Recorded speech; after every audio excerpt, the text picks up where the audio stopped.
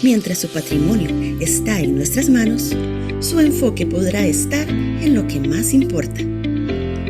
Somos pioneros en la visión 360 de asesoría patrimonial, para ser su único punto de contacto con nuestros clientes en la gestión de su patrimonio. En Mercado de Valores somos su asesor patrimonial de confianza. Mientras su patrimonio está en nuestras manos, su enfoque podrá estar en lo que más importa.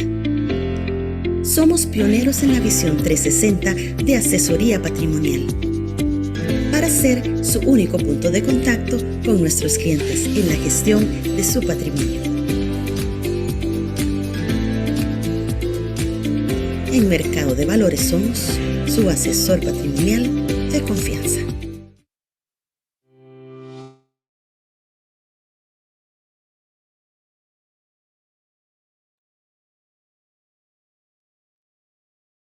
Buenas tardes. De parte del Grupo Financiero Mercado de Valores, les damos un cordial bienvenido a nuestro webinar del día de hoy. Mi nombre es Pablo González, analista económico del Grupo Financiero. Queremos iniciar comentando que la invitación a este webinar indicaba que nos iba a acompañar don Roger Madrigal, presidente del Banco Central. Sin embargo, surgió una reunión de emergencia por lo cual él no podrá asistir. Sin embargo, nos acompaña el día de hoy Alonso Alfaro. Él es economista jefe del Banco Central. Como bien saben, Mercado de Valores ofrece servicios de asesoría integral. Trabajamos de la mano de un equipo de aliados locales e internacionales para brindarles información del más alto nivel para que puedan tomar decisiones informadas a la hora de hacer sus inversiones. Durante este evento, recapitularemos el comportamiento de la economía durante los primeros meses del año, así como la revisión de las proyecciones para 2024 y 2025. Me permito presentarles a don Alonso, quien realizará la presentación del día de hoy, como bien les mencioné. Él posee un doctorado en economía por el Pennsylvania State University. Fue copresidente del Foro Global de Productividad de la OCDE. Además, forma parte del Buró del Comité de Política Económica de la OCDE. Adicional a su carrera profesional, don Alonso cuenta con amplia experiencia en el ámbito académico, donde se ha desempeñado como docente en la Escuela de Economía de la Universidad de Costa Rica. Su agenda de investigación se ha enfocado en el impacto de multinacionales en economías receptoras de inversión, productividad, crecimiento, tipo de cambio real, expectativas de inflación. Antes de darle la palabra a don Alonso, les quiero mencionar que durante el evento tendremos espacio para responder a sus dudas o consultas. Los invitamos a escribirlas en la sección de preguntas y respuestas y las estaremos respondiendo hacia el final de la presentación. Gracias, don Alonso, y bienvenido. Gracias por aceptar esta invitación. Adelante con la presentación. Muchas gracias, don Pablo.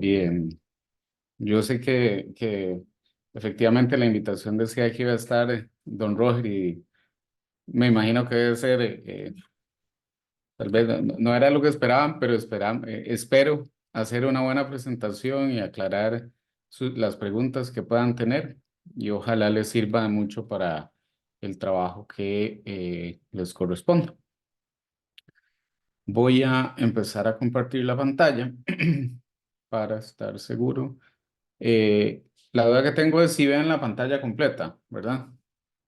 Sí, Alonso, Sí, perfecto. perfecto. Ok. Entonces, el Banco Central, cada trimestre, enero, abril, julio y octubre, hace la presentación del informe de política monetaria. Esto ha tenido diferentes versiones a lo largo de la historia. Antes se hacía el programa macroeconómico se hacía en enero y se hacía una revisión en julio. Y ahora lo hacemos este ejercicio trimestralmente. Entonces, este corresponde al de enero. Ya estamos más o menos a mitad de periodo, digamos, del trimestre, ¿verdad? Porque ya pasó febrero y la mitad de marzo prácticamente. Entonces, esto quiere decir que hacia finales de abril vamos a publicar otro informe para que lo tengan presente.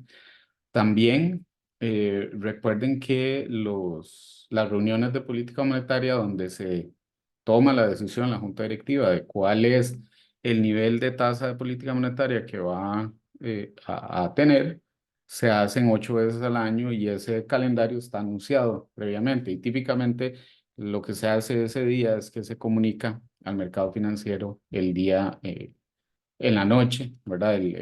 O el mismo día, cuál fue la decisión de política monetaria. Entonces, permítanme iniciar. Esta es la agenda. Realmente, 5 segundos, perdón.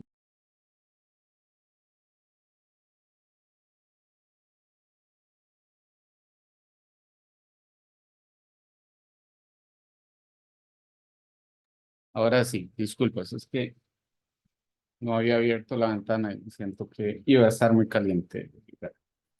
Ahora, empecemos con la coyuntura internacional. Siempre los análisis que hace el Banco Central para la toma de decisiones de política monetaria realiza en primer lugar un análisis de lo que está pasando en el resto del mundo. Y lo que ha pasado en el resto del mundo ha sido interesante porque ha cambiado un poco respecto a hace unas cuantas semanas, hace pocos meses. Recordemos que venimos de una etapa de inflación bastante alta, en el 2022 especialmente, y ese proceso de reducción de la inflación ha sido un proceso lento en el mundo en general. La inflación está bajando, pero todavía no necesariamente ha convergido a los niveles de la meta o del rango meta que tienen los bancos centrales. Entonces, por esa razón, la política monetaria todavía se mantiene restrictiva. Y esto es especialmente cierto en las economías avanzadas. Una política monetaria restrictiva es cuando la tasa de interés digamos, es más alta para tratar de moderar esas tendencias inflacionarias y como lo que ha ocurrido es que la inflación se ha mantenido relativamente alta todavía en la Unión Europea. En Estados Unidos ha bajado bastante, pero todavía la comunicación que han hecho los bancos centrales es el proceso va bien, pero todavía no estamos, necesitamos consolidar eso, ¿verdad? Y por esa razón las economías avanzadas han dicho que van a mantener las tasas elevadas por más tiempo. Hace algunas semanas, la impresión que tenía el mercado era que la Fed, la Reserva Federal de Estados Unidos, potencialmente iba a hacer reducciones de tasas en este primer semestre del año. Incluso, en algún momento, parecía que esta reunión que ocurre a mediados de marzo, potencialmente podían darse una reducción por lo menos, pero ahora en este momento pareciera que no. La comunicación oficial así lo indica y los mercados pareciera que ya están asimilando la idea de que no haya reducciones en esta ocasión. Lo mismo ha ocurrido en Europa, lo mismo ha ocurrido en otros países como, bueno, en la Unión Europea, donde se usa el euro y también en bancos como el de Inglaterra. En contraste, las economías emergentes, y pensamos especialmente en las latinoamericanas, ha habido reducciones de la tasa de interés porque se mantuvieron altas por algún tiempo, todavía son altas, pero ha habido reducciones. Sin embargo, hay algunas que han pausado esas reducciones, como por ejemplo República Dominicana, Uruguay y Perú. Entonces, en las últimas reuniones, estos países han pausado esas reducciones. Ahora, cuando vemos la actividad económica, generalmente cuando hay un proceso inflacionario tan alto hay que incrementar las tasas de interés muchísimo. Un efecto que ocurre simultáneamente es que la economía se desacelera y eso es una de las razones principales por las que en el mundo el crecimiento de la actividad económica ha sido bastante bajo. Entonces, esa desaceleración que se está manifestando por esa política monetaria restrictiva continúa. Hay algunas excepciones en el mundo, ¿verdad? Y especialmente el caso que contrasta es el de Estados Unidos, donde la inflación pareciera que está cercana a estar controlada y aún así el crecimiento es bastante alto. En otras economías, la inflación está reduciéndose, pero están creciendo muy poco o prácticamente nada. Ya vamos a ver ejemplos de eso. En el contexto internacional es un contexto de bastante incertidumbre, donde hay tensiones geopolíticas importantes, hay problemas en las cadenas globales de suministro, especialmente impulsados por las restricciones a la movilidad de mercancías en Asia, ¿verdad?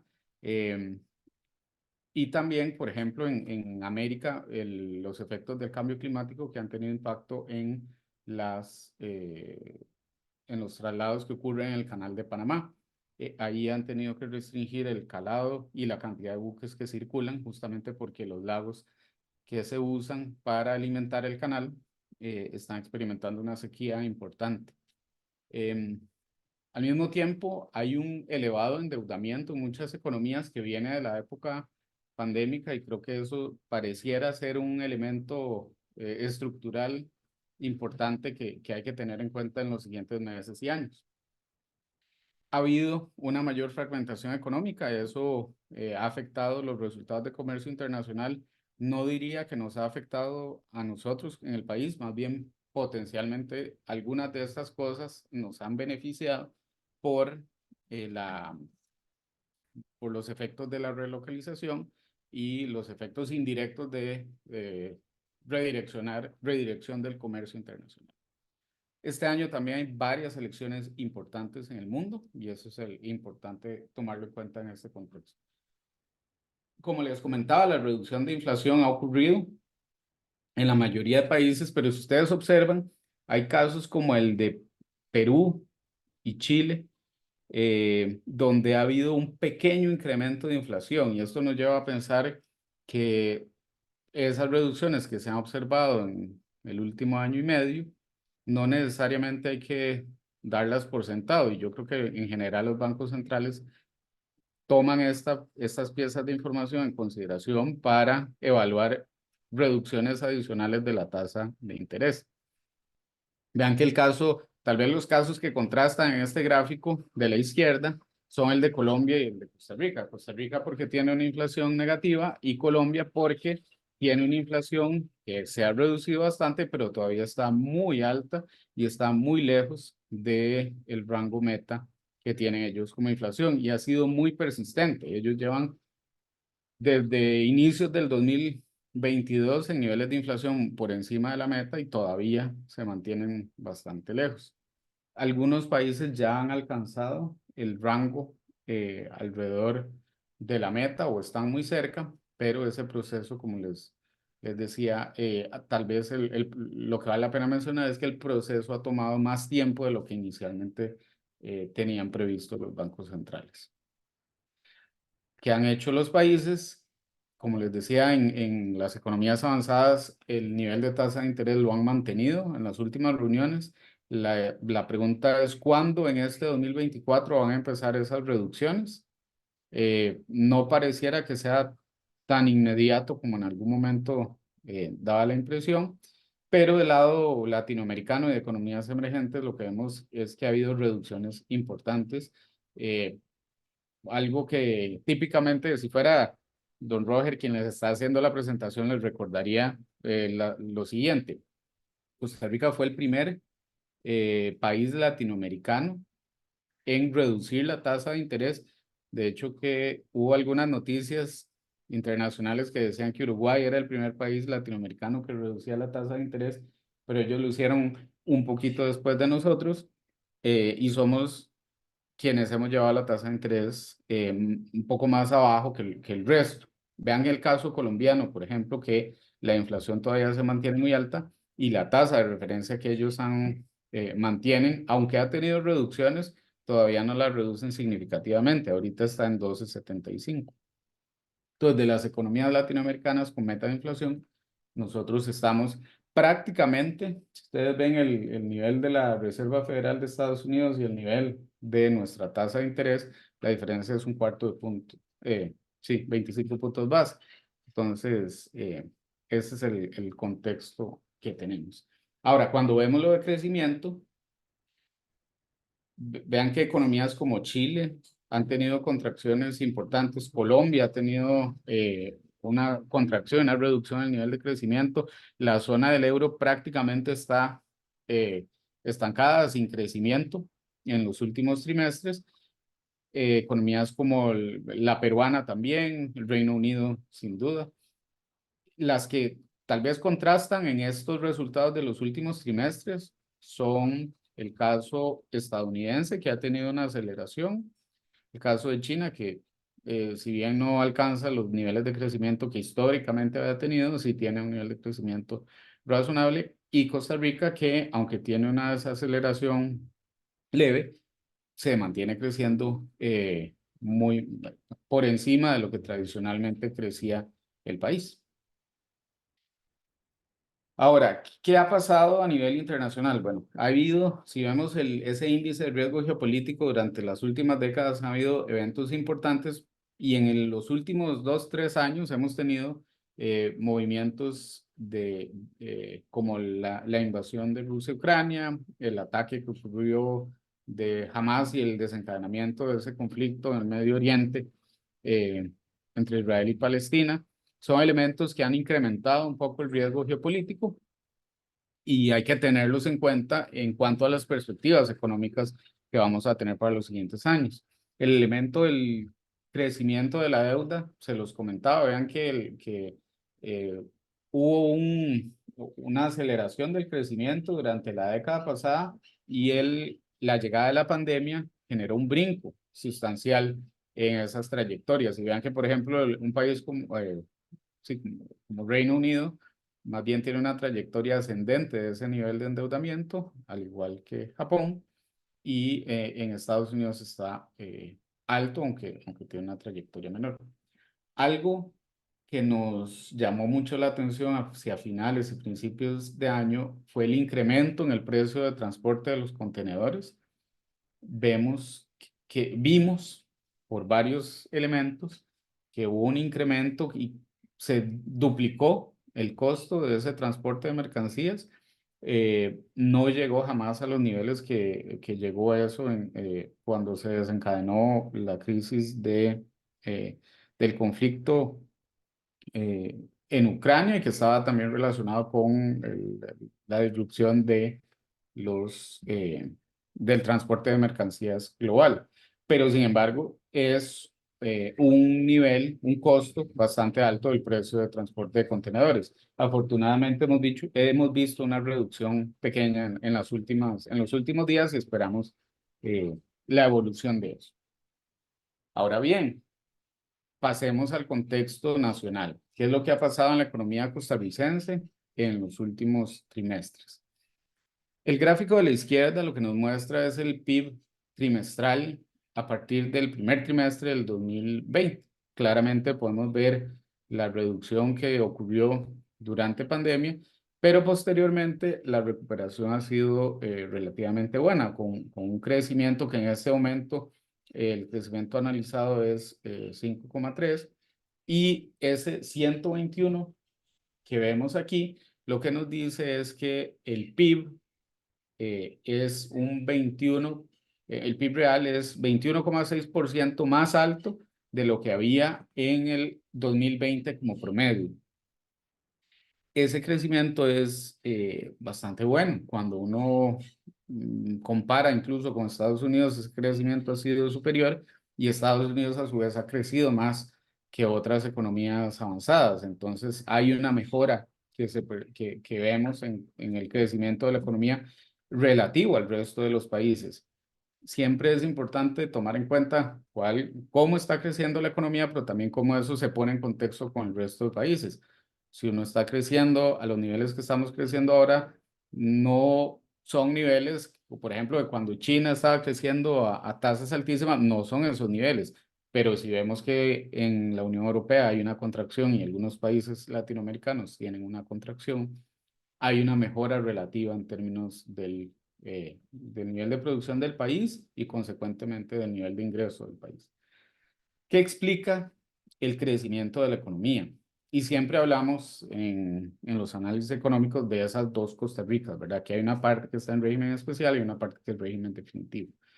Algo que diríamos que es favorable es que el crecimiento, sobre todo en el 2023, en los últimos 3 trimestres del 2023, fue explicado mayoritariamente por el régimen definitivo. O sea, todo lo que está fuera de zonas francas explica alrededor de 2/3 del crecimiento económico que estamos viendo. Entonces, esa es una señal favorable de que el resto de la economía también está creciendo. Eso involucra todo lo que no está en zona franca, no involucra también actividad que está relacionada con el comercio exterior. Por ejemplo, el turismo está incluido en esta parte del régimen definitivo, todas las exportaciones que no pasan por por zona franca, ¿verdad? Pero es un crecimiento favorable. ¿Okay? Si bien, bueno, hay que notar algo, ha habido una desaceleración que hemos tenido en los últimos meses que vale la pena anotar.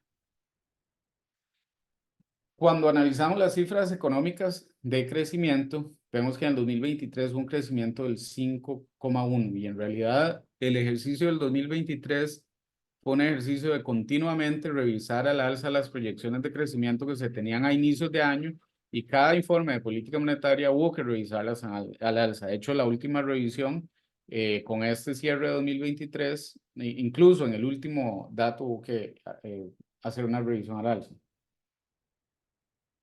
Dentro de este crecimiento, destaca para el 2023 un crecimiento superior del consumo de los hogares. O sea, el consumo de la parte privada de la economía está creciendo más que la economía en general. El contraste es el consumo del gobierno, ¿verdad? El gasto del gobierno no está creciendo prácticamente nada y eso se ve casi en todas las estadísticas. Sí hubo una recuperación en la formación bruta de capital, mucho por las nuevas construcciones que hubo. Y algo que podríamos interpretar favorablemente es que las exportaciones crecieron más que las importaciones. Entonces, en el saldo comercial hay una mejora con respecto al año anterior. No necesariamente, digamos, dependiendo de si uno ve bienes o servicios, habría que hacer una distinción. Nosotros Costa Rica es deficitario en bienes, pero es superavitario en servicios. La balanza comercial es superavitaria. O sea, nosotros ahora, a partir más o menos del 2015, estamos exportando más de lo que importamos una vez que tomamos en cuenta tanto los bienes como los servicios, y es explicado por ese superávit de servicios. Cuando vemos la desagregación por actividad, el primer mensaje que uno podría dar es que todas las actividades crecieron, a diferentes niveles, por supuesto, pero todas crecieron. La recuperación más notoria quizá es la de manufactura y servicios empresariales es la otra actividad que crece a 2 dígitos. Entonces ahí es donde la economía se está expandiendo mayoritariamente y lo vemos no solo en la actividad económica general, sino en el comercio exterior. También hubo una recuperación de agricultura que había pasado un año previo con una contracción, pero en términos reales hubo una expansión en agricultura. Y algo muy importante es que en el 2023 hubo crecimientos fuertes de actividades como banano, como café y como otras actividades agrícolas. No todas crecieron igual, pero sobre todo banano y café son unas de las que han tenido un crecimiento más importante. Algo que se discute mucho es el mercado laboral. Nosotros hicimos una conferencia en enero hablando de algunos de estos temas. Una potencial buena noticia es que el desempleo que tenemos actualmente, bueno, ya ahora está creciendo un poquito, pero el nivel está muy por debajo del nivel prepandémico y cuando uno compara toda la serie de la encuesta continua de empleo, son niveles históricamente bajos. La tasa de subempleo también se ha reducido, más bien yo creo que ya tenemos que cambiar el eje de este gráfico de la izquierda, porque la tasa de subempleo ya casi la cruza. La discusión ha sido porque simultáneamente una reducción en el desempleo ha habido una reducción en el número de ocupados, lo que pareciera estar pasando, lo que nos dicen los datos es que menos gente quiere participar en el mercado laboral.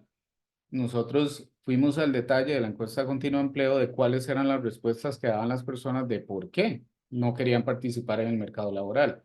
Una hipótesis que anda en el ambiente son personas desalentadas. Resulta que cuando comparamos prepandemia, ahora más bien los desalentados ahora son menos. Y la explicación de la menor cantidad de personas participando en el mercado laboral está impulsada especialmente por personas muy jóvenes, de 15 a 24 años, o de mayor edad, de 60 años o más. Esos son los dos grupos donde hay una reducción en la participación. Y las explicaciones que dan son distintas. Para jóvenes la razón principal es se denomina motivos personales, que pueden ser viaje, estudio, algunas otras. Y curiosamente, las personas de mayor edad, efectivamente, la respuesta que dan es justamente por su edad ya no están participando en el mercado laboral. En el grupo intermedio, la menor participación es explicada prácticamente toda por mujeres y la respuesta que dan es porque les toca cumplir con obligaciones a nivel familiar, ¿verdad? Y esos son elementos, creo que culturales muy importantes que tenemos, que es hay una recarga, ¿verdad? De las obligaciones familiares hacia las mujeres, y eso hace que su participación y su nivel de ocupación tenga oscilaciones muy fuertes en las series. Ahora, en los últimos 2 meses ha habido una recuperación de los ocupados, o sea, el número de personas que tienen un trabajo se ha incrementado. No demasiado, pero sí en las decenas de miles. Creo que eran más o menos 30, 40 mil. Generalmente entran al mercado de trabajo como unas 5.000 personas por mes.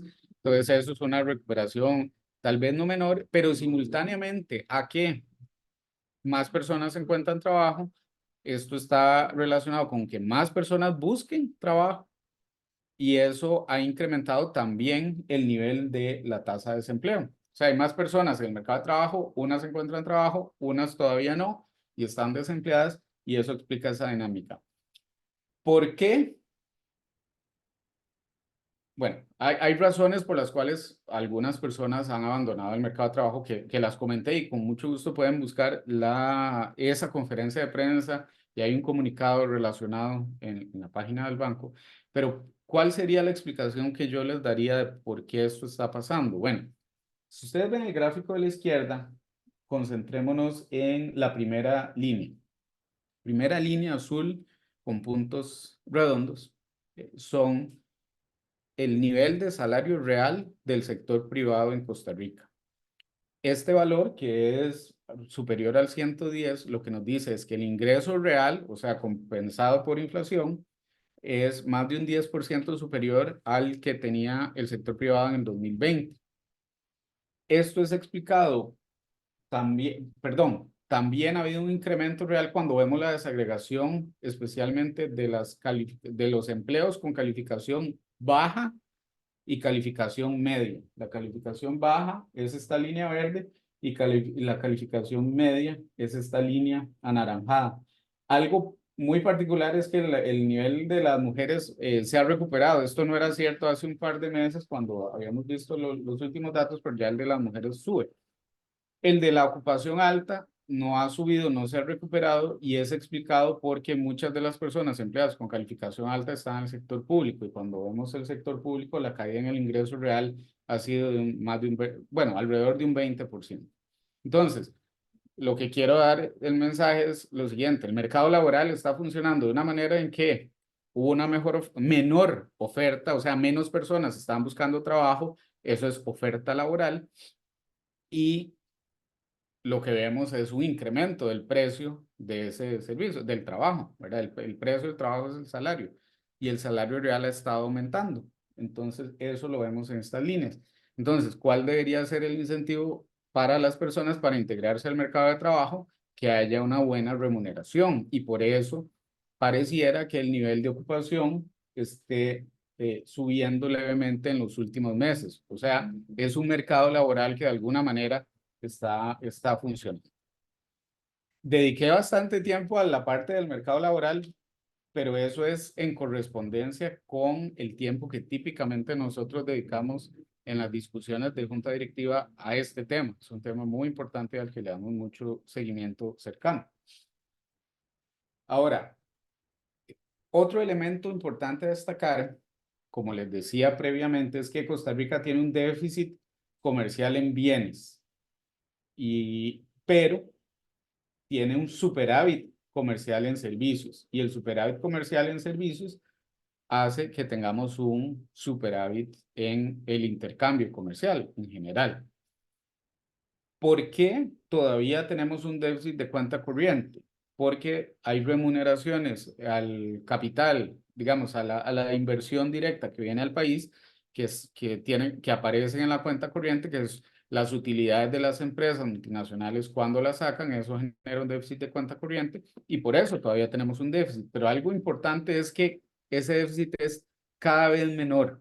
Vean que el año pasado fue 1.4. De hecho, yo creo que quizá esa cifra haya que revisarla porque hubo cifras de turismo recientes que se publicaron que podrían implicar que ese déficit sea un poquito menor. Entonces, eso es más o menos lo que ha estado pasando. De aquí, tal vez algo notorio que hay que destacar es que el flujo de inversión directa se ha mantenido entre 4, 5, 6% del PIB durante mucho tiempo. Cuando yo estaba en la universidad, nosotros nos decían, el déficit de cuenta corriente hay que financiarlo con flujos de largo plazo, por ejemplo, inversión directa. Y vean que el déficit de cuenta corriente ahora es 1.4. Nuestra inversión directa se mantiene en un 5% del PIB. Entonces, sí tenemos que financiar, pero ya no tenemos que financiar tanto, pero siguen llegando recursos en magnitudes considerables con respecto al PIB. Ese es un elemento que también podría explicar una disponibilidad mayor de divisas como la que hemos visto en los últimos tiempos. Esa también mayor disponibilidad de divisas ha llevado a que los activos de reserva que tenemos en el país, especialmente el Banco Central, se hayan incrementado en los últimos meses. Los resultados financieros llevan una trayectoria similar por bastante tiempo. Ha habido cada vez, en los últimos años hemos tenido superávits primarios, pero déficit financieros por el pago de intereses. Estas cifras son a enero, nada más, ¿verdad? Entonces se mantiene esa tendencia de tener un superávit primario, de tener un déficit financiero causado por los pagos de intereses. La trayectoria de la deuda, o sea, nosotros estamos produciendo un superávit primario y se ha contenido en alguna medida el pago de intereses. Todavía son muy altos, pero no han crecido.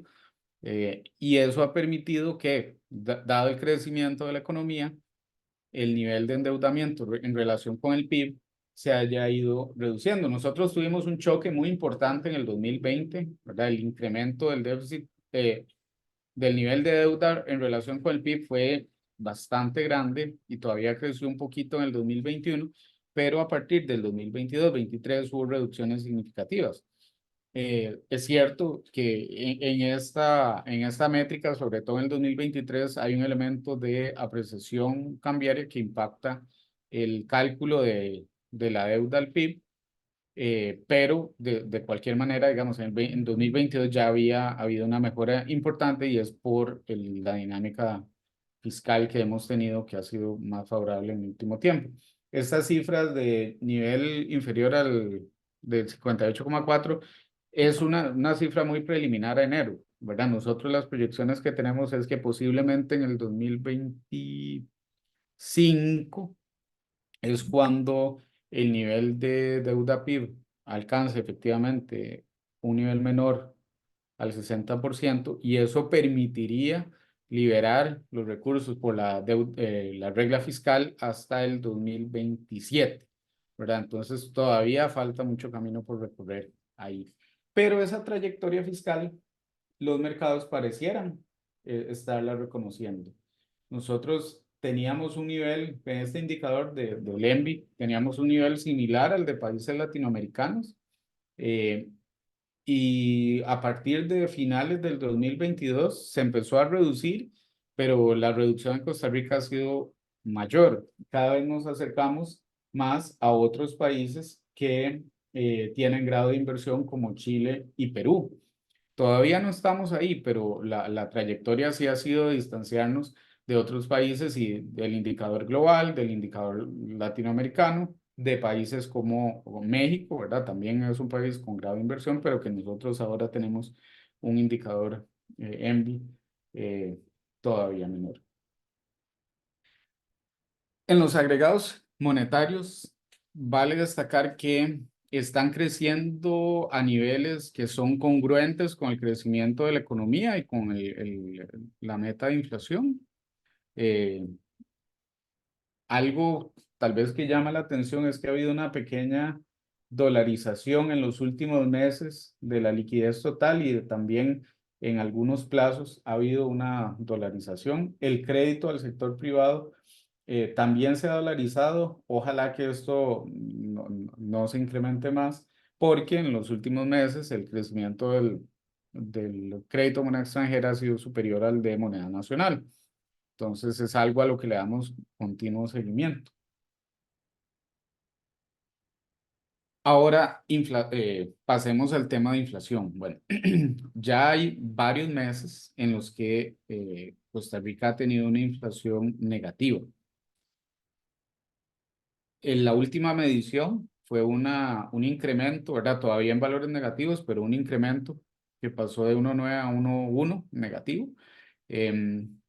La inflación, bueno, perdón, la variación mensual de febrero fue un poquito negativa y si uno agarra los últimos, creo que son 6 meses, en 4 ha habido variaciones positivas. Entonces, el mensaje que quiero transmitir con esto es, mucha de esta inflación negativa está tomando en cuenta periodos anteriores que hacen que el resultado interanual sea negativo, pero cuando vemos los resultados de los últimos meses en términos puntuales, no necesariamente estamos en un nivel de variación negativa tan importante y esperamos, esto lo vamos a ver hacia el final, que haya un retorno al rango meta hacia finales de este año. ¿Qué es lo que explica esa variación negativa? Bueno, principalmente alimentos e hidrocarburos. Eso es lo que explica en su gran mayoría la variación negativa. Los bienes regulados, incluso vean que los bienes regulados ya ahora tienen una variación positiva. Son más bien los bienes los que explican más esa variación negativa de precios y como les dije, muchos son alimentos y también el caso de hidrocarburos. ¿Qué ha hecho el Banco Central? Y este es tal vez un resumen de todas las acciones que ha tomado el Banco Central en el 2023, incluido el inicio del 2024. Se empezaron las reducciones, nosotros tenemos la tasa de interés en 9%, y en el primer trimestre de 2023 se dio la primera reducción y en todos los trimestres hemos tenido reducciones. Las últimas 2 reuniones de política monetaria hubo reducciones, en ambos casos de 25 puntos base, y en algo que me gusta a mí destacar es, en menos de un mes hubo 2 reducciones de la tasa de política monetaria. Entonces, la intención que ha manifestado expresamente la Junta es que haya una política monetaria que sea coherente con el retorno mediano, en el mediano plazo, a una posición neutral, ¿verdad? Una posición neutral que sea coherente con la meta de inflación y digamos, con el crecimiento de la economía. En la actualidad tenemos muchos excesos monetarios, o sea, liquidez circulando en la economía. Si ustedes ven el MIL, todavía tiene unos saldos que son más o menos de 1 billón de colones, y 1 billón en el sentido castellano de la palabra billón, son 1 millón de millones de colones, perdón. Y lo que ha hecho el banco es tratar de trasladar recursos que están en liquidez a la vista hacia instrumentos de deuda de un poco más largo plazo para dar una mayor calidad a esa contracción, a esa esterilización que hace el banco de la liquidez, y participa activamente en el MIL todos los días con una subasta de liquidez. Un tema muy llamativo en la discusión pública ha sido esa apreciación que hemos tenido, que inició, de acuerdo con alguna descripción que se hace, que inició en el 22, a mediados del 22, pero realmente yo lo que trato siempre de motivar a la gente es que damos un panorama más largo, ¿verdad? Tal vez compararnos con antes de la pandemia o compararnos incluso con un periodo anterior, porque nosotros tuvimos toda la segunda mitad de la década pasada una discusión de la trayectoria de la deuda, una posible crisis fiscal. Había mucha preocupación de esa contracción, que la posible llegada a una crisis o contracción económica, etcétera. Recuerdo que en ese momento siempre se hablaba muy explícitamente de que debe haber reactivación económica. En algún momento incluso se redujo el encaje con la intención redujo temporalmente el encaje con la intención de fomentar el crédito a la economía. No pareciera que el crédito se haya incrementado, casi toda esa reducción del encaje se fue a liquidez, pero bueno, esa fue la segunda mitad de la década pasada. Empieza la década con una crisis sanitaria global cuyo antecedente es de una década previa. Inmediatamente ocurre la crisis de los precios de las materias primas y de los costos de transporte, la invasión de Rusia y Ucrania. Y como que es hasta ya a mediados del 22 donde las cosas se empiezan a asentar un poquito más. En ese momento ya la trayectoria de la deuda costarricense parecía tener una dirección más favorable, y en ese momento también es cuando se empieza a reducir el precio del dólar. Hay una apreciación que es consecuente con una mayor disponibilidad de divisas por motivos de comercio internacional, por motivos de flujo de turistas. Bueno, eso también es parte del comercio internacional, el flujo de inversión extranjera directa, y eso explica en alguna medida la apreciación nominal del colón, pero quisiera siempre ponerlos a reflexionar que con qué nivel hay que comparar, porque mucha gente compara con un nivel en el que estuvo muy poco tiempo y que más bien lo atípico pareciera haber sido ese incremento rápido del tipo de cambio que experimentó una corrección en los siguientes meses. El mercado cambiario es un mercado en el que el sector privado es oferente neto y el sector público generalmente es demandante neto. En ese contexto, en el contexto de una disponibilidad muy alta de divisas, el Banco Central lo que ha hecho es aprovechar para incrementar el blindaje financiero, incrementar el nivel de reservas.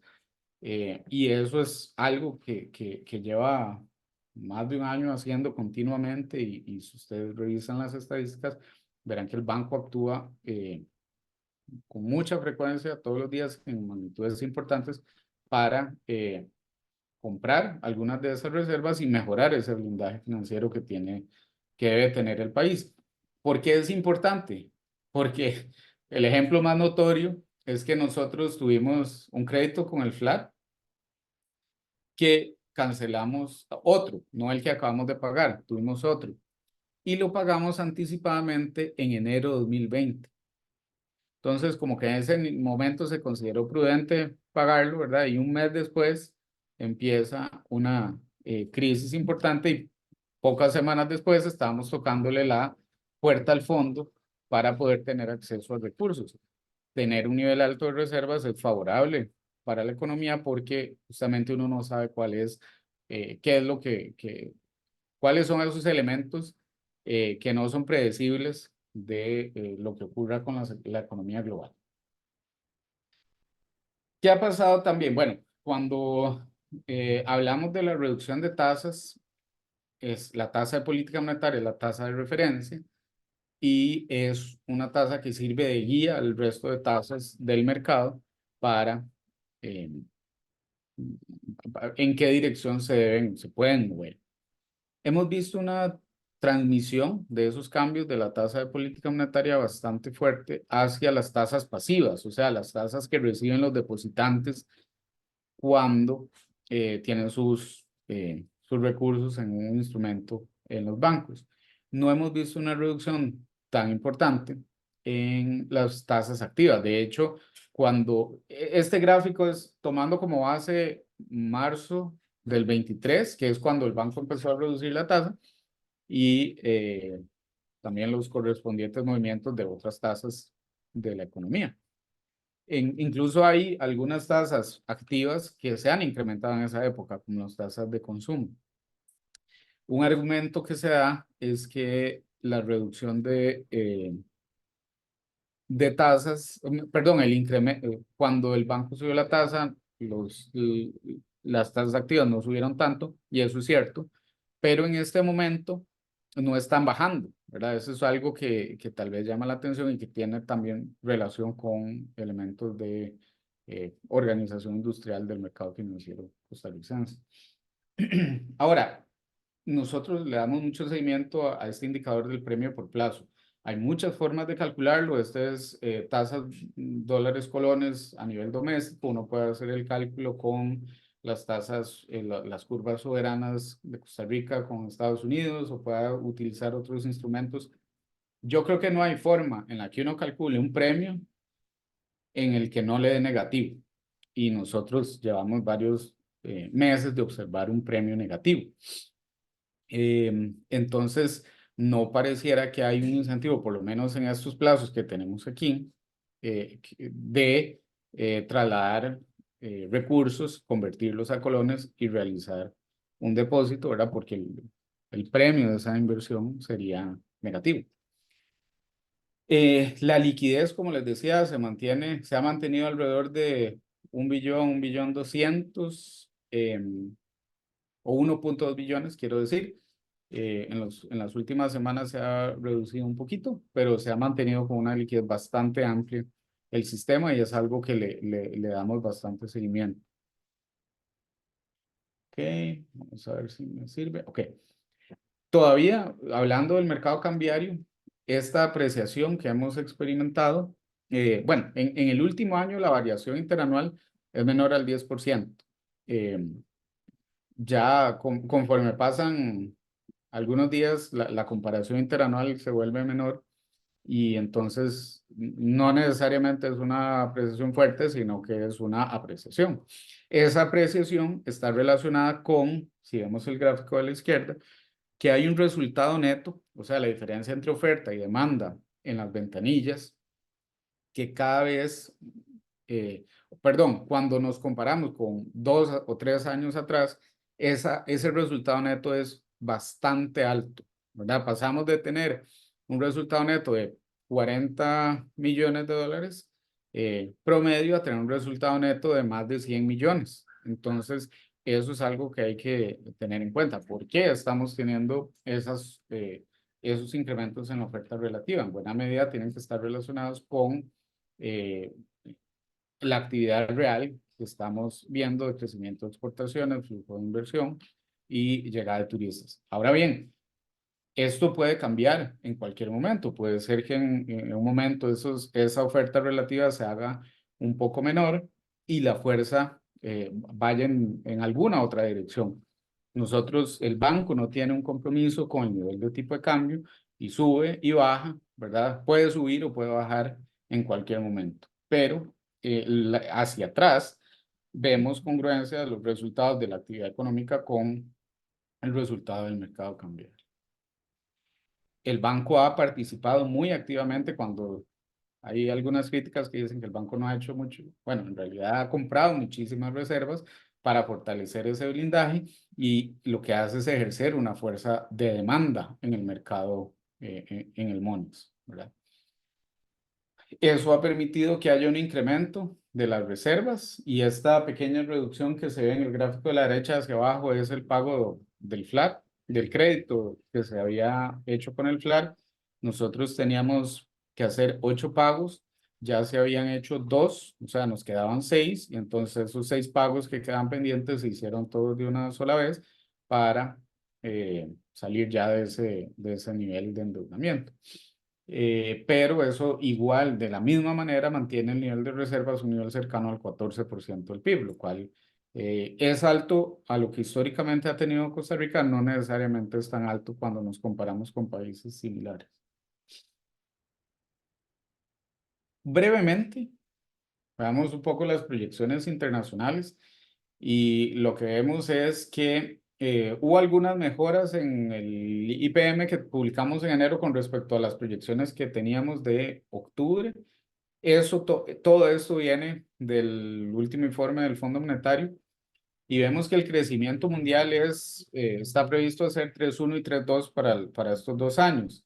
Estados Unidos 2,1, 1,7, ¿verdad? Recordemos cuáles son los valores de crecimiento que tenemos para Costa Rica y lo que vamos a esperar crecer este año y el siguiente, y comparemos con algunos de estos números. Nuestros socios comerciales igual van a crecer, y esto es ponderado por la importancia relativa al comercio, 2,2 y 2,1.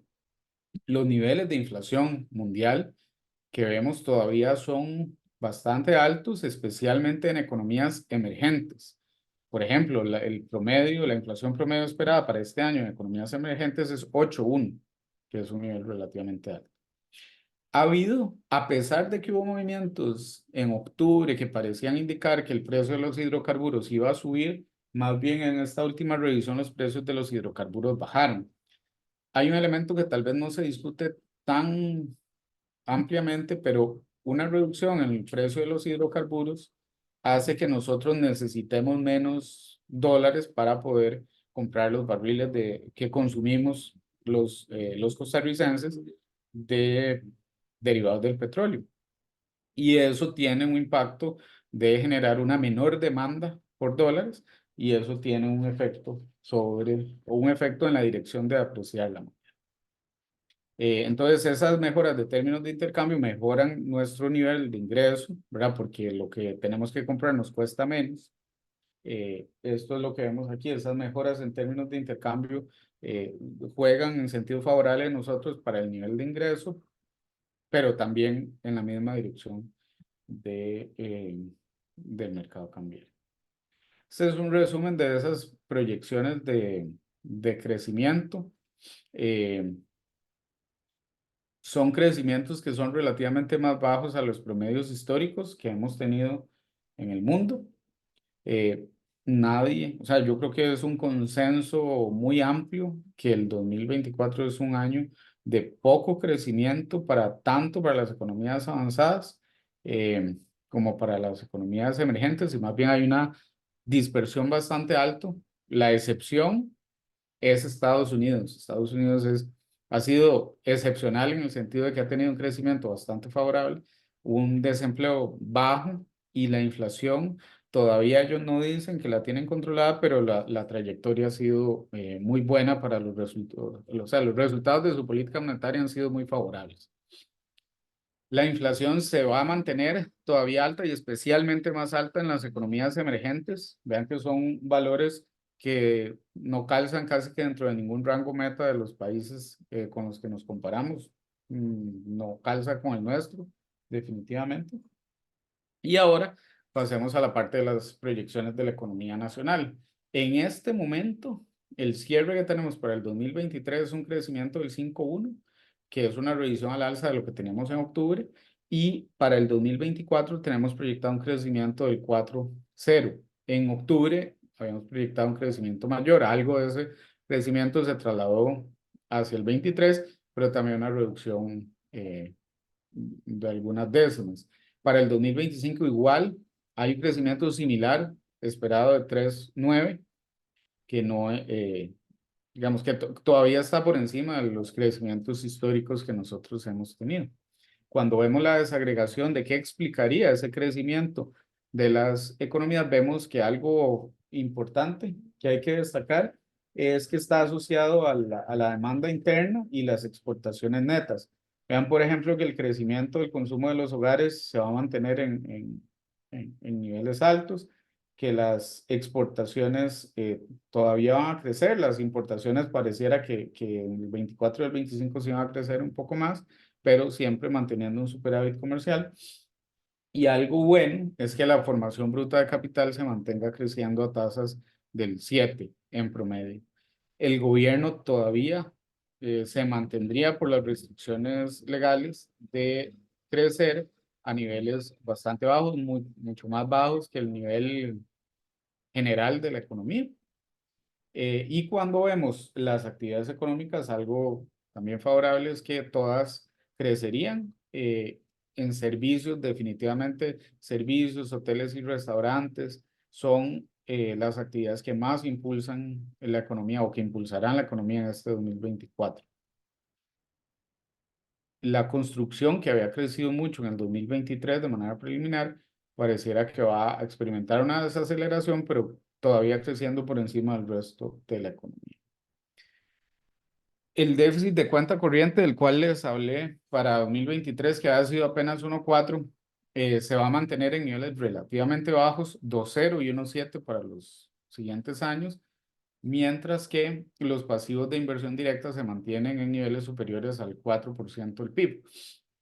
Entonces, ahí continúa esa historia de que requerimos menor financiamiento para nuestro déficit comercial, pero más bien mantenemos el nivel de ingreso de divisas o de inversión para proyectos en el país. El nivel de reservas, la proyección es que se mantenga en niveles de 13-14% del PIB. En los siguientes meses tiene que haber pagos importantes. Creo que hoy hubo una noticia publicada al respecto de cuántos pagos tiene que hacer Hacienda en los siguientes meses, y esto está contemplado en estas proyecciones. Y entonces, sí. La trayectoria de el nivel de deuda del gobierno central, similar al comportamiento que les comentaba. Hay un resultado primario favorable, hay un resultado financiero negativo causado por los intereses, y eso permitiría que en el 2025 se alcance un nivel de deuda PIB menor al 60%. Como les dije, eso liberaría los recursos que están sujetos a la regla fiscal para que en el presupuesto que se apruebe en 2026, o sea, el año 2027, se pueda reactivar algunos de los gastos que se han pospuesto. Ya para ir cerrando, me parece que, bueno, todavía me faltan unas 5. Se espera que haya un regreso, un retorno de la inflación general al nivel del rango meta a finales del 2024. Estaríamos en valores positivos, esperamos, en este segundo trimestre del 2024, y el nivel de inflación subyacente también retornaría al nivel del rango meta hacia finales de este año. La liquidez, los agregados monetarios en general deberían crecer, aunque un poco menos de lo que teníamos previsto en el 2023, siempre a niveles congruentes con el crecimiento de la economía y la meta de inflación. Y ahora, finalmente, algunos elementos del balance de riesgos que tenemos en la economía. ¿Qué cosas vemos que afectarían potencialmente el resultado inflacionario al alza? El primero casi que abarca todo lo relevante. Son eventos geopolíticos, de choques de oferta y fragmentación del comercio global, que están relacionados con el incremento en los costos de transporte, esas guerras y conflictos que hay en diferentes puntos del mundo, fenómenos climatológicos que afectan localmente o externamente. A ver, uno puede tener eventos climatológicos que sean favorables o desfavorables en términos de inflación, dependiendo de cuál choque es. Nosotros lo estamos poniendo como potenciales incrementos por incremento de precio de alimentos, incremento de esos costos de transporte, el impacto que tiene sobre el flujo comercial, por ejemplo, en el Canal de Panamá no es menor, y eso es algo importante.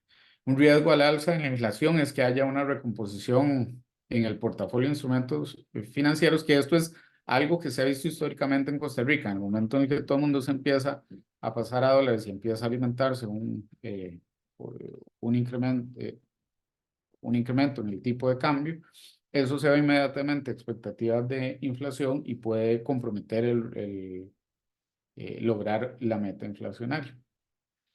Hacia la baja, o sea, ¿qué cosas nos podrían afectar a tener una inflación más baja de lo que tenemos previsto para el cierre del año? Está relacionado con que los socios comerciales crezcan menos de lo previsto.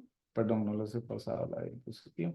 Que crezcan menos de lo previsto y está vinculado a esa política monetaria que en el mundo en general ha tenido que ser restrictiva y parece que va a ser restrictiva por más tiempo de lo que quisiéramos.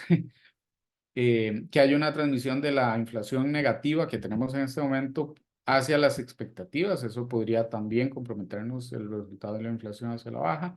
Que la tasa de política monetaria se traslade más lentamente hacia las otras tasas del sistema y eso es una preocupación que vemos siempre. Y tal vez este riesgo en hoy, 13 de marzo, no está tan presente, pero hace algunas semanas, especialmente cuando estábamos discutiendo el IPM, se hablaba de algunos brotes de COVID que estaban afectando a algunos países y socios comerciales. El Banco Central tiene el compromiso más importante que es la estabilidad de precios y la estabilidad de precios lo podemos traducir como una inflación baja y estable. Nosotros tenemos una meta de inflación que es 3% y un rango de tolerancia alrededor de la meta y el banco aspira a tener una política neutral, pero ese retorno va a ser gradual, ordenado, prudente, siempre se utiliza ese lenguaje en los comunicados de prensa y qué tan rápido o lento dependerá el análisis prospectivo de la inflación y los determinantes de los riesgos. Pronto hay una reunión de política monetaria, entonces todos estos elementos se toman en consideración por la Junta para tomar la decisión de hacia dónde mover la tasa de política monetaria o no moverla, ¿verdad? El banco ha actuado muy decididamente para gestionar la deuda y la liquidez, ¿verdad? Para esterilizar esos colones que inyecta el mercado con la compra de divisas que hace todos los días y eso lo quiere trasladar hacia un poco plazos más largos para que no estén tan líquidos en el sistema. Algo en lo que definitivamente tenemos que trabajar y seguimos trabajando es la comunicación hacia el público sobre el desempeño macroeconómico y sobre por qué toma las decisiones de política monetaria que toma para mejorar la formación de las expectativas. En el mercado cambiario, el banco lleva todo ese requerimiento del sector público no bancario, trata de mitigar fluctuaciones violentas del tipo de cambio, o sea, cuando hay entre días o en muy poco tiempo variaciones que sean muy fuertes y que no puedan ser explicadas por digamos, ninguna lógica de las variables que lo determinan, pues ahí interviene. Casi no ha intervenido por este motivo en los últimos meses. Y finalmente continúa con el análisis de eventuales cambios operativos en el mercado cambiario que permitan mejorar el funcionamiento de este mercado y que se formen los precios más claramente. Ay, qué tonto. Estaba hablando sin que ustedes pudieran ver esto. Estos son la descripción de cuáles son las acciones de política monetaria y cambiaria que va a tener. En resumen, el crecimiento internacional es modesto, es una palabra que se puede usar muy por debajo del nivel histórico. La inflación sigue bajando, pero la convergencia es lenta y va a ser todavía más lenta en las economías en desarrollo. En nuestra economía nacional vemos un crecimiento de 4 y 3,9 que es impulsado especialmente por la demanda interna, pero también por el comercio internacional. La inflación llegaría al rango de tolerancia al final de año. Vamos a tener un déficit de cuenta corriente que es inferior a los niveles que típicamente tenemos en la historia. Los agregados monetarios, agregados monetarios crecen a los niveles congruentes con la actividad económica y la meta de inflación. Y en finanzas públicas hay una continuación hacia la senda de la sostenibilidad. Los riesgos para la inflación en este momento los vemos un poco inclinados a la baja por sobre todo esa contracción económica en el resto del mundo. Y si eventualmente la inflación negativa afecta de alguna medida las expectativas y que el traslado sea lento en las tasas de política monetaria. No voy a hablar prácticamente nada porque ya me pasé mucho del tiempo sobre los recuadros. Hay 4 recuadros con temas oportunos, pero muy relevantes que están en el IPM. Unos utilizando información micro para evaluar la productividad, otros utilizando la encuesta continua de empleo para ver cuál es la transición de las personas en el mercado laboral, otro, efectos del tipo de cambio nominal sobre la inflación, y otro en el que yo trabajé sobre la aproximación del tipo de cambio real de equilibrio para Costa Rica.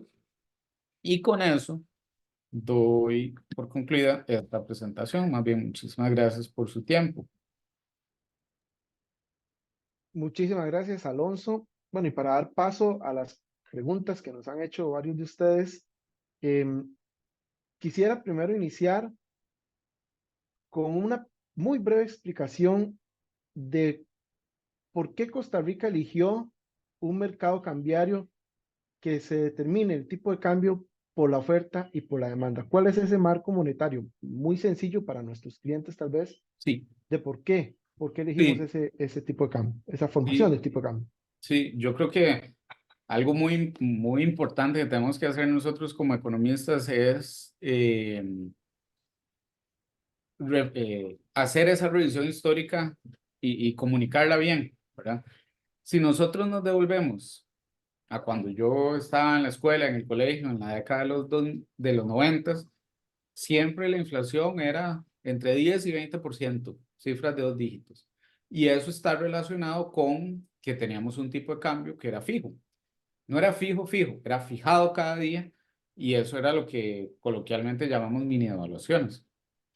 En banca central hay como un principio, ¿verdad?, que se llama la Trinidad Imposible, y lo que dice es, si usted quiere controlar, no dice exactamente eso, pero lo voy a resumir de esta manera: si usted quiere controlar la inflación y quiere poder ejercer la política monetaria y controlar esa inflación, no puede tener un tipo de cambio fijo.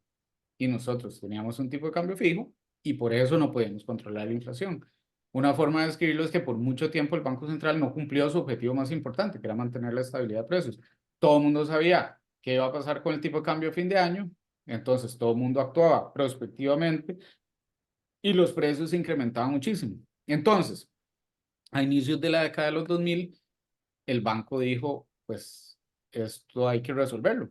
Y hay que resolverlo tratando de llegar a un mecanismo en el que podamos controlar la inflación. Y por eso pasamos a algo que se llama metas de inflación.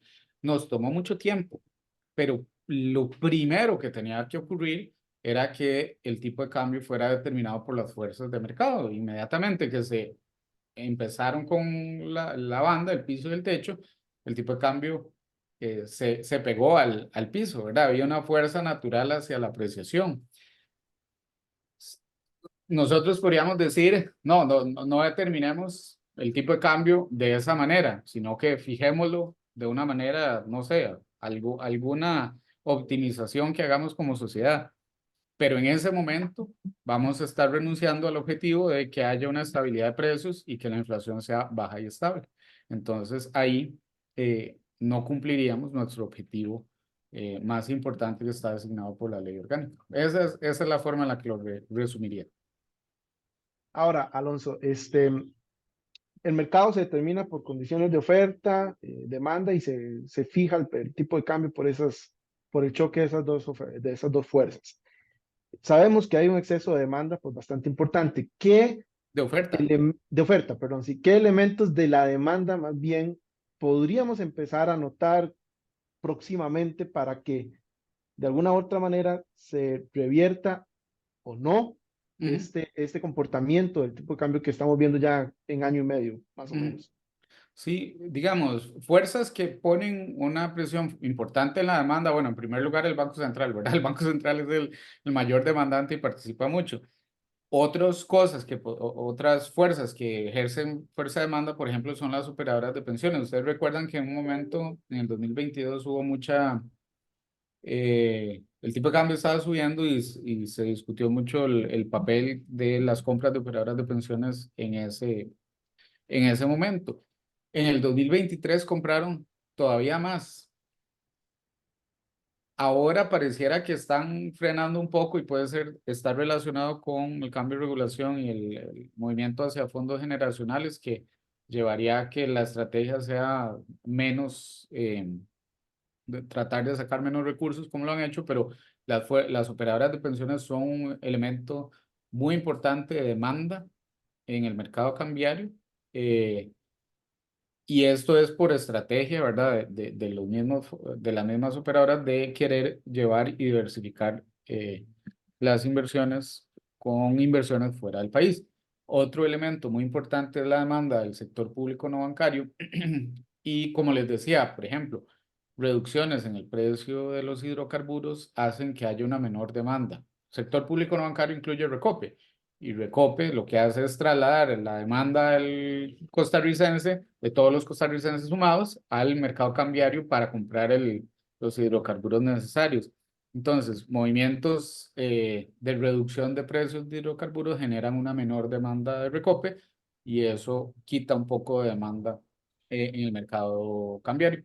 Entonces, creo que si tuviera que resumir tres cosas que son importantes en la demanda de ese mercado es Banco Central, operadoras y sector público no bancario, básicamente todo, porque el sector privado en neto es muy superavitario. O sea, lo que hace es introducir dólares en el sistema y otros tienen que comprarlos, pero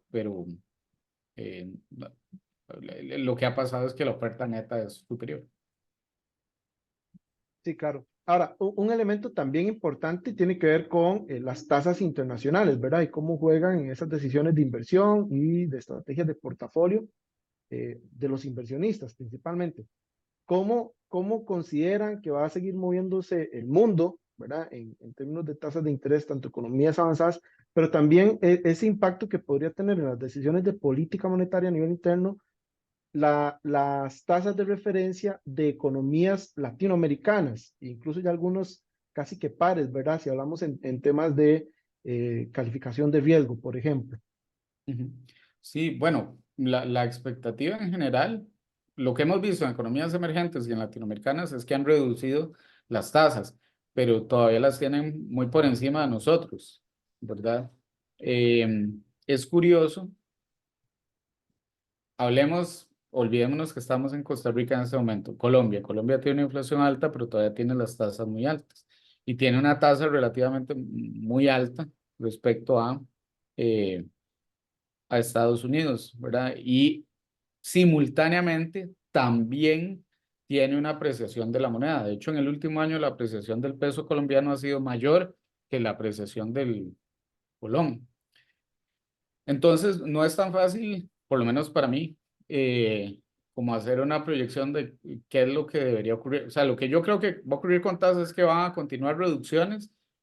Creo que nosotros estamos un poco más adelante de la curva en esto de que ya estamos en un nivel muy similar de tasas de Estados Unidos. La diferencia es un cuarto de punto base.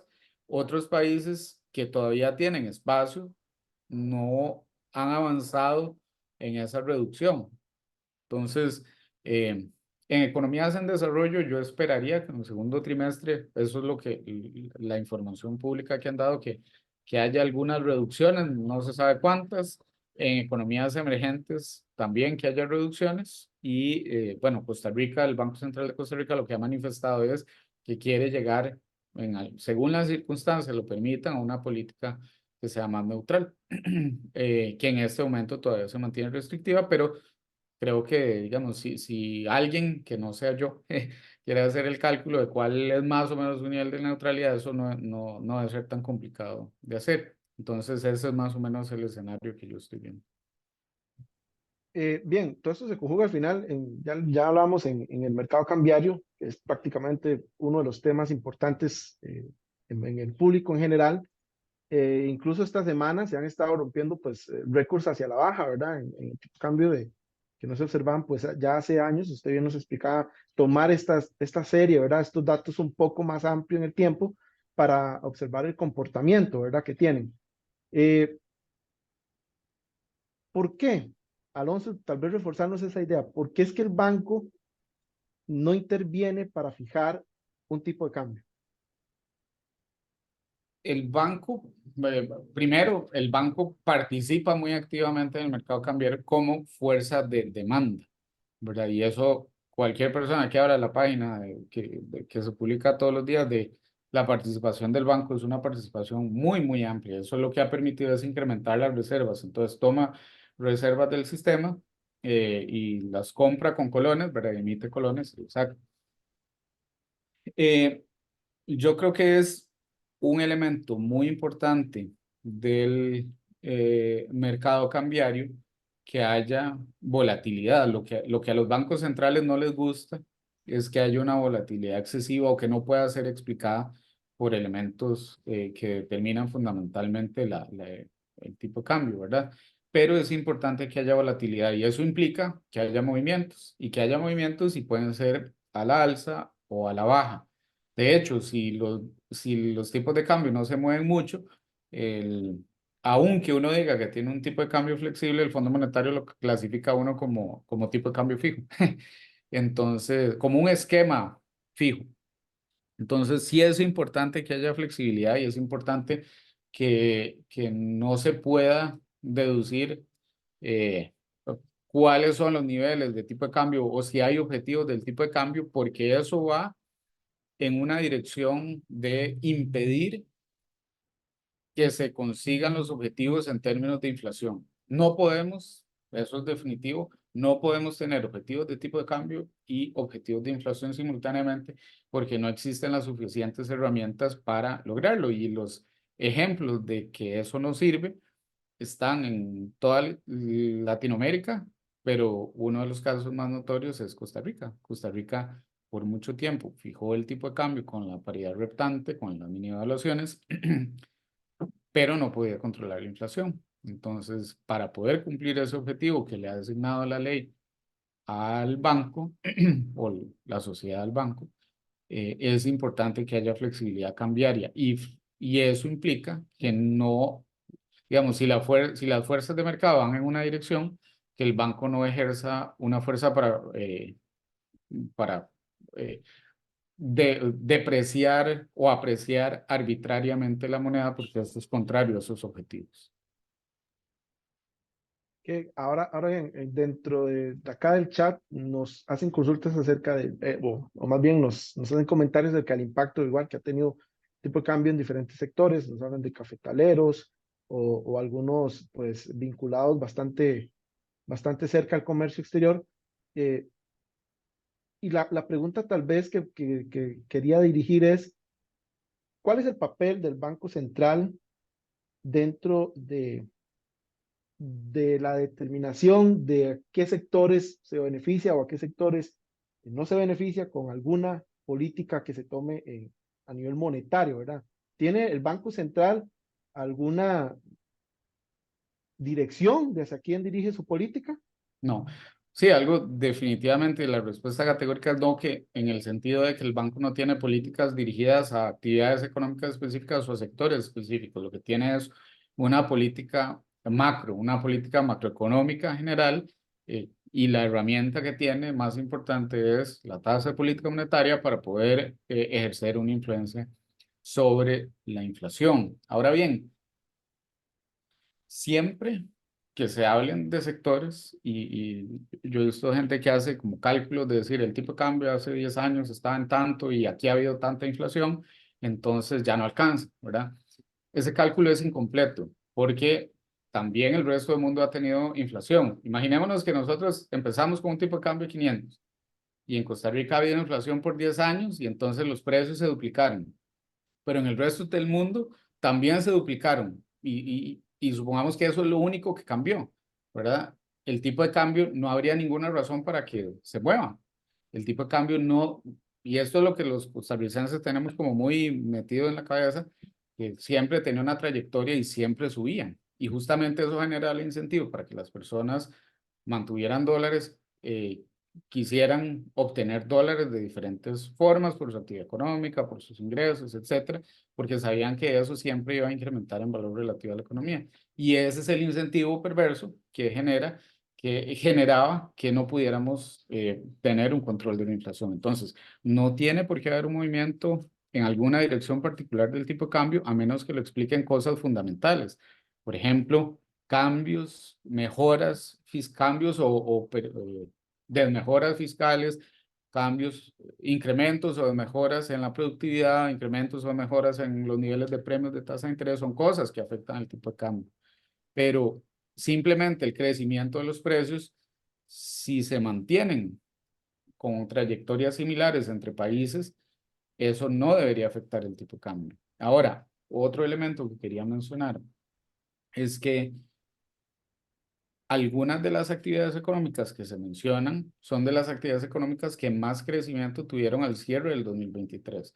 Cuando vemos agricultura y en particular, por ejemplo, banano y café, son de las actividades económicas que más crecieron. Creo que café, no me acuerdo si era 8 o 10%, ese es el crecimiento real de esa actividad económica, simultáneamente con un incremento de precios internacionales que es más o menos una duplicación de los precios. Entonces, el tipo de cambio es un elemento que lleva, o sea, que es parte del cálculo de la rentabilidad de los negocios, pero no es el único, y la mayoría de actividades que están relacionadas con el comercio internacional experimentan fluctuaciones todavía mayores en los precios, todavía mayores que las que se experimentan por tipo de cambio. Y finalmente, ahí, yo me acuerdo de una presentación que estuve y alguien hizo mención de un tema que se llama la enfermedad holandesa, que es cuando una actividad, este caso era Holanda, cuando había descubierto petróleo y el flujo de divisas generó un perjuicio por la apreciación al resto de la economía, generó una contracción al resto de la economía. En este momento, lo que en términos reales, o sea, estoy consciente de que no es el 100% de la explicación, pero la mayor parte de la explicación de por qué hay un flujo importante de divisas es por la llegada de mayor inversión extranjera directa, por la mayor nivel de exportaciones, por mayor nivel de turismo. Y algo importante es que la llegada de inversión extranjera directa mucha está dirigida a servicios. Y en esas actividades económicas uno no necesita importar materia prima.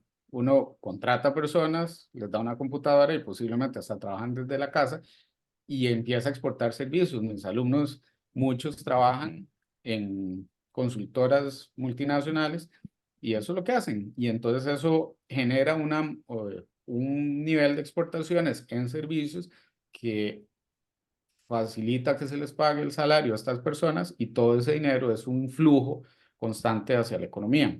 El punto que quería hacer con esto es, no pareciera que sea un sector cuyo flujo de divisas esté causando una precesión que genere un perjuicio hacia otra. Me parece que en ese caso hay mucho espacio para política pública, no necesariamente política monetaria, política cambiaria, sino política pública para proteger esos cambios estructurales que podría tener una economía. Pero en este caso, mucha de la explicación está relacionada con esas mismas actividades que generan los flujos de divisas. Okay. Y tal vez para ir finalizando, próximamente, como bien decías, hay reunión de política monetaria.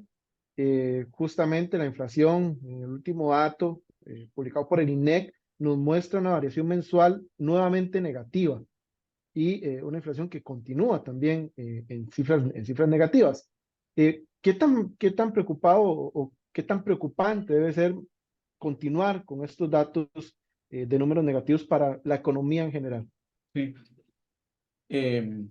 Bueno, lo primero es, efectivamente, la reunión es la comunicación de la decisión de política monetaria. Eso ocurre el 21 de marzo, muy pronto, está en el calendario. La variación mensual de febrero fue negativa, pero si usted se fija, en febrero del 23 fue muy negativa. Entonces, por lo menos ese mes de febrero que pareciera en los últimos años tener una particularidad, más o menos va en una dirección de ir reduciendo y por eso la variación interanual pasó de 1,9 a 1,1, ¿verdad? Es una mejora de 8 décimas de punto porcentual. Ciertamente es un tema y así como la evaluación de qué pasa con la inflación, qué pasa con la inflación subyacente, se toma en consideración mucho qué pasa con el mercado laboral, qué pasa con la actividad económica, con el comercio exterior, con el flujo, déficit fiscal, etcétera. Todos esos son elementos que toma en consideración la Junta para tomar la decisión de política monetaria. Sería una situación muy preocupante, una en la que el desempleo estuviera aumentando, el crecimiento estuviera muy bajo o negativo como contracción. Entonces, esos son elementos que juegan, digamos, a favor en términos del desempeño macroeconómico. Hay otros que juegan en contra y toda la conjunción de esas cosas son las que cada miembro de Junta toma en consideración para su voto, ¿verdad? Se hace una recomendación técnica de cuál puede ser el movimiento de la tasa de política monetaria, pero a partir del momento en que se hace la recomendación, la Junta Directiva es la que decide. Y justamente nosotros lo que hacemos es presentarles toda la información económica que pueda ser relevante para ellos. Lo pueden interpretar de maneras distintas, incluso desde la parte técnica.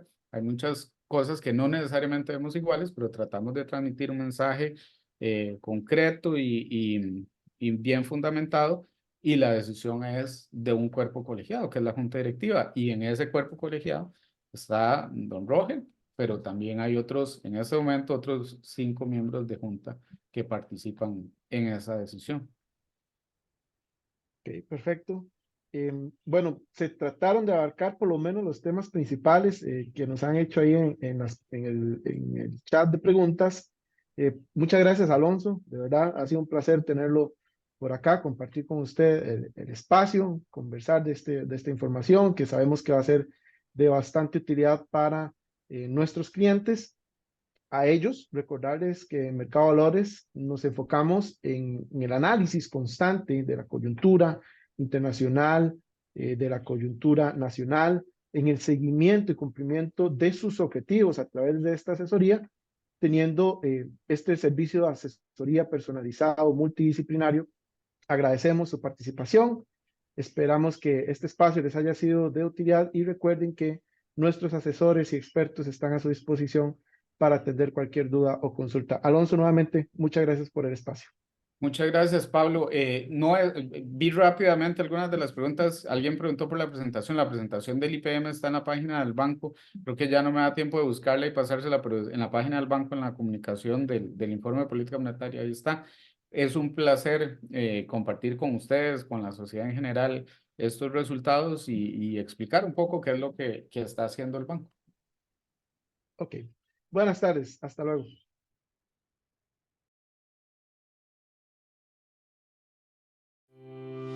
Mientras su patrimonio está en nuestras manos, su enfoque podrá estar en lo que más importa. Somos pioneros en la visión 360 de asesoría patrimonial, para ser su único punto de contacto con nuestros clientes en la gestión de su patrimonio. En Mercado de Valores somos su asesor patrimonial de confianza.